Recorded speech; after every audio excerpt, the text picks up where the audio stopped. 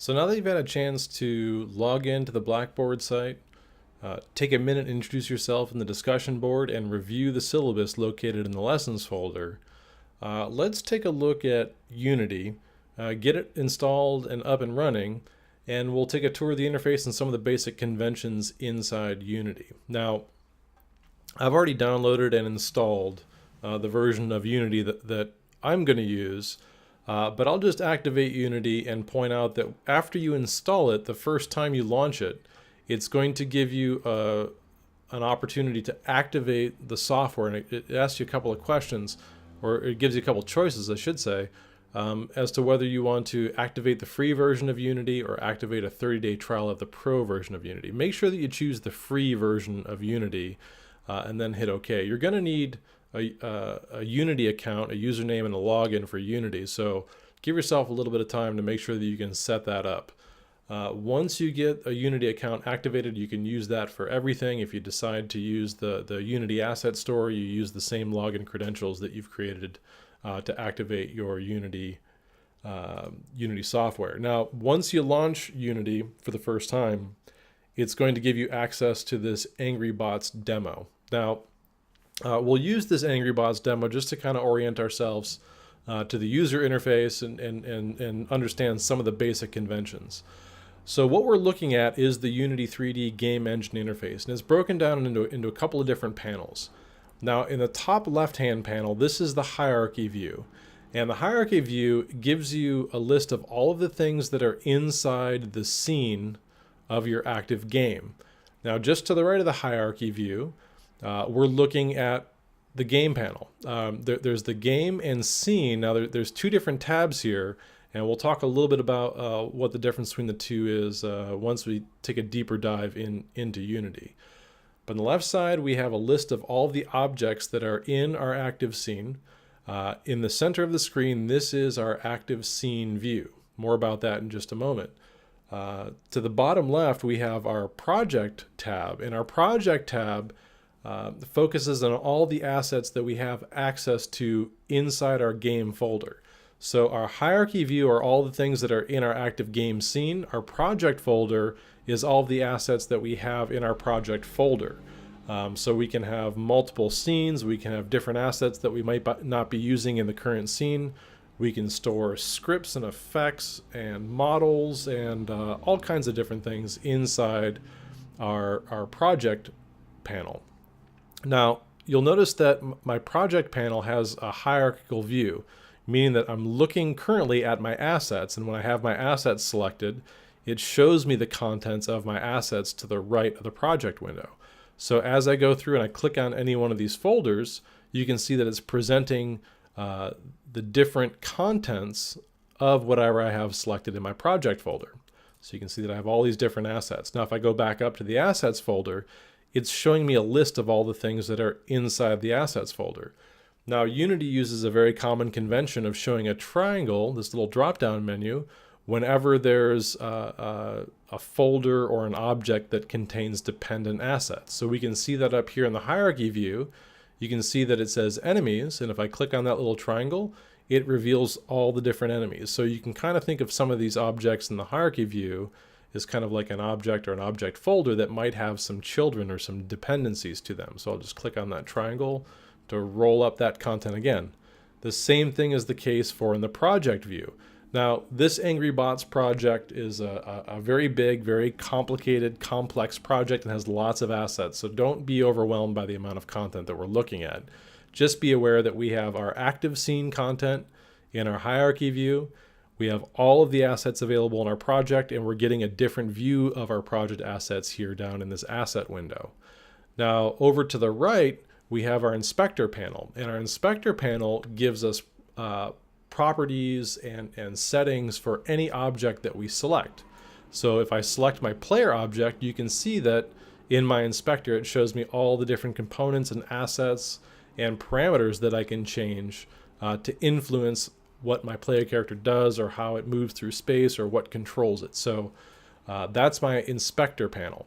So over here are the objects that are in my scene, and based on whatever I have selected, you can see that the inspector shows different options, different components based on the kind of content that I have selected. So now the scene view, this is where really all the magic happens. And right now you can see that I'm looking at my game view. And if you're looking at a similar view, you're most likely looking at the scene view. Now, the difference between these two tabs is the game view is looking through the game camera. We'll talk more about that when we set up our first project, our Gravity Lab project. And we'll do that in just a short bit. If your scene tab is not to the foreground or does not have focus, make sure that you give a click on the scene tab, and that will bring your scene to the foreground. Now I'm using a proper 2-button mouse, and I have a mouse wheel and I have a left and a right click. Now you can use an Apple mouse, and you can do the exact same thing with the Mighty Mouse or the Magic Mouse or whatever Apple's calling it these days. But a proper 2-button mouse with a mouse wheel is going to be the preferred way to interact with this. You can also do this on a laptop with a trackpad, but I highly recommend you just get a proper 2-button mouse for this. So with my scene view in focus, what I can do is I can use my mouse wheel to zoom in and zoom out. Now, Unity is a 3D environment, and if you haven't used a 3D environment, it's a lot like working in 2D environments, except that it has a third axis or a third dimension that you can move around in. So when we're using something like Photoshop and Illustrator, we have an up and down axis where we can scroll up and down. We have a left and right axis. We can scroll left and right, and we can use that to maneuver around our composition. And in that kind of scenario, when we're using a 2D design environment, our up axis is our Y axis, and our left and right is our X axis. Well, inside Unity, we're in a 3D environment, and that means that we can zoom in and out based on the perspective that we're looking at in our 3D space. And I can do that with my mouse wheel. Okay. Now, if I look in the top right-hand corner of my scene view, you can see that I have this little widget. And this little widget, let me just zoom out a little bit more. This little widget is telling me that my Y-axis is pointing up.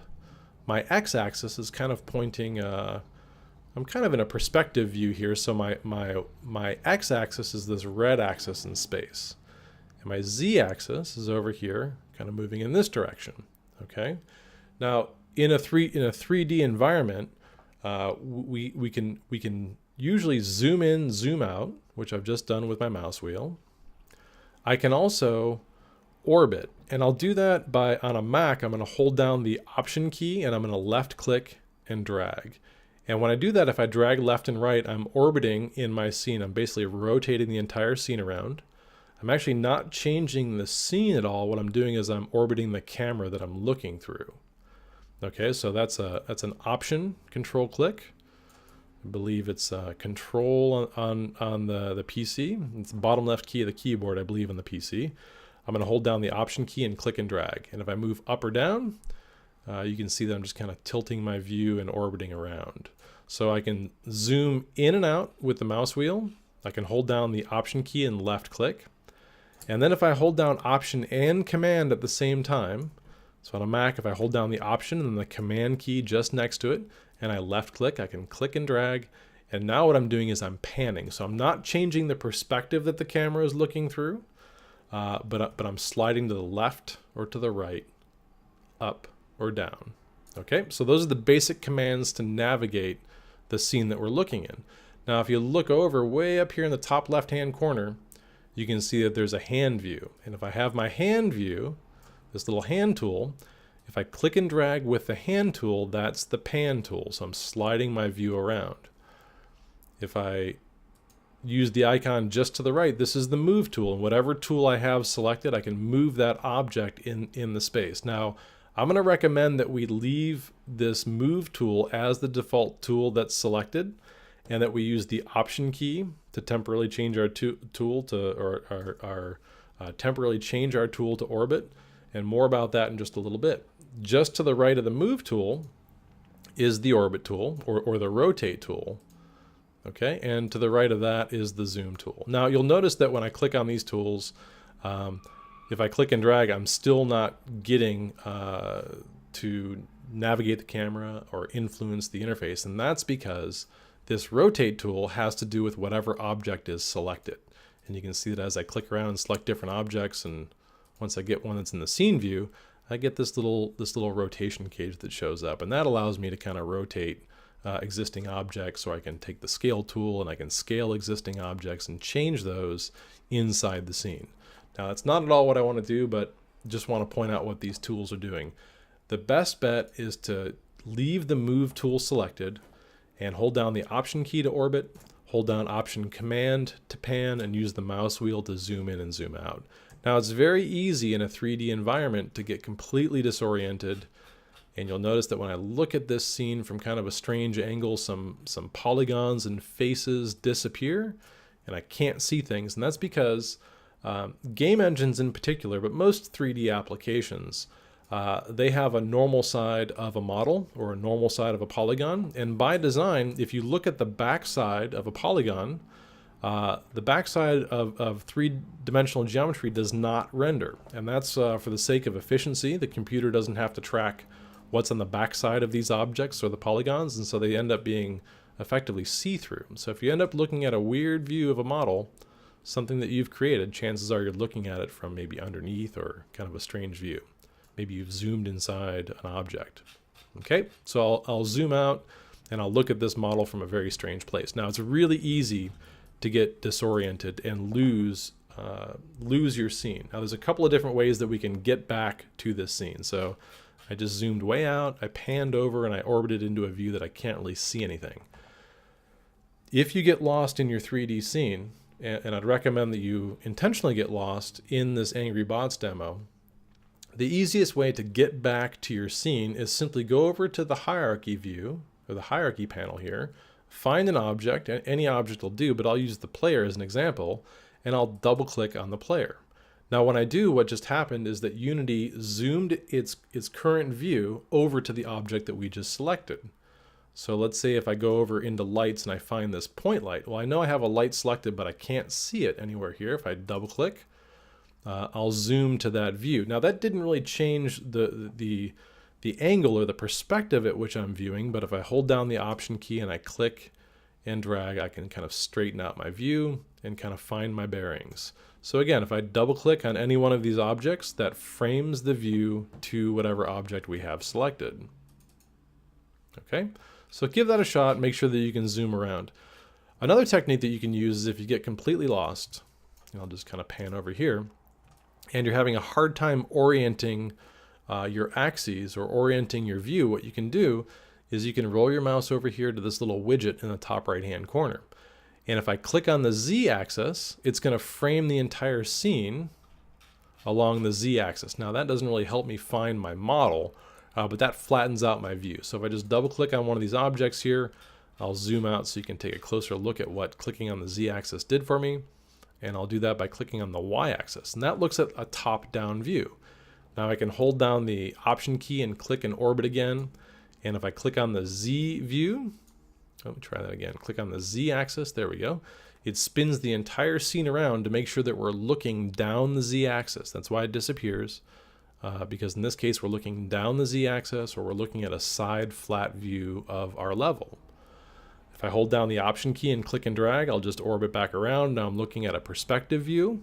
If I want to look at a top-down view of this current scene, I'll click on the Y axis, and you can see that the camera snaps and moves to look at a top-down view. Okay, now it's not important that we feel super comfortable at this point with navigating our scene, but get the basic functionality down. Make sure that you understand that holding down the option key and clicking and dragging causes us to orbit our scene.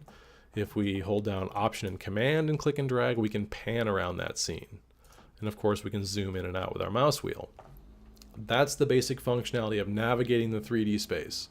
If we get lost, we can always click on an object in our hierarchy view, and that'll give us a basic idea of it'll get us reoriented inside our space. Now, the last thing that I want to talk about for this this segment on getting up and running inside Unity is the difference between the scene view and the game view. Now, there's really no reason for us to actively click on the game view and look through the game view window. And the reason why is because whenever you're in your scene view and you want to activate your game, you actually want to play your game and test it out and make sure things are working the way that you've designed and set them up, what we're going to do is from the scene view, we're going to go up And at the top of our scene view is a play button. And when we hit the play button, you'll see that the simulation that we've designed, let me just turn this down so we don't hear the background noise, starts to run inside Unity. So this is actually the game that they've provided. This is the scene Angry Bots. And the way that we can navigate this scene is that we can use the WASD keys as forward, backward, left, and right. And it's a mouse look setup. So we're dragging our mouse around the screen. And if we hold down the left click button, we start firing projectiles into our scene. So again, this is the scene that Unity provided for us just to kind of test out some Unity gameplay and see what's possible here. And so we can play around and have some fun with this scene. But we are currently, if you look here in the top tab here, we've switched from the scene view to the game view by hitting this play button up here. Okay, now so let me just walk around a little bit and explore. Now, when I want to turn this game off, I'll go up and I'll hit the play button again and I'll toggle that play button off. And you'll notice that we go back to our scene view. Now this is very important because our scene, this is where really the magic's going to happen inside Unity. This is where we're designing, we're making all the decisions about what the light looks like and where things are placed and how they're going to interact with their environment, where they're at in space and time and all these things. When we want to run the game and we want to test it out, we'll hit the play button. And this will give us kind of a temporary simulation. This will give us a temporary setup to test the decisions that we've made in the scene view. So we'll look through the game camera that we've created and everything in the game starts to run. Now, I could click on this play button on and off to toggle the play button or to leave the simulation mode. I could use my left click to click on the play button, but what I would prefer you to do is use Command P or Control P on a PC. If I hold down the Command key and I hit P, that toggles the play button. So now I'm playing my game again. I'll hit Command P to toggle off the play button and go back to my scene view or my design view. Now when I do that, I also want to point out that if we're playing our game or we're playing our scene or our level, whatever we created, what you don't want to do is you don't want to get in the habit of hitting this pause button, because even though temporarily it takes us out to our scene view, our simulation or our game is still running. And one of the things about our game when it's running is that anytime this simulation is running, we can't make any permanent changes to our scene, our environment, anything in our game. So in other words, we can make temporary changes. So if I go up and I take all of the enemies in the entire scene and I go to the move tool and I find these and I lift all these enemies up or in space or I move them to somewhere kind of strange, I'll move those off to the side and I'll just dump all my enemies out into space. You'll see that when I hit the play button, when I toggle that play button off, well, can't really see from that view. If I go back to my scene view, all of my enemies snap right back to their original position. And that's because whenever you're playing a scene, if you pause it and you make any changes to your scene, when you unpause it, they're going to snap back. This is just a temporary thing to see how things can change and run in your simulation. If you want to make permanent changes to your scene, you got to make sure that you turn the play button off or toggle it off. And the best way to do that is hold down the Command P button to toggle it on. To play and test your game, when you're done testing it and you want to make some changes to it, hit Command P again to turn that game off and make sure you're back in the scene view. So I'll remind you of that point a few more times once we get into the first project. But for now, download Unity, install it, and play around with the Angry Bots demo that comes with Unity. Pay special attention to what's happening in the hierarchy view, both when you're in the scene view and when the game is playing. See how this hierarchy view changes. Also make a note of what's in the project folder versus what you can see here in the assets folder based on what you have selected.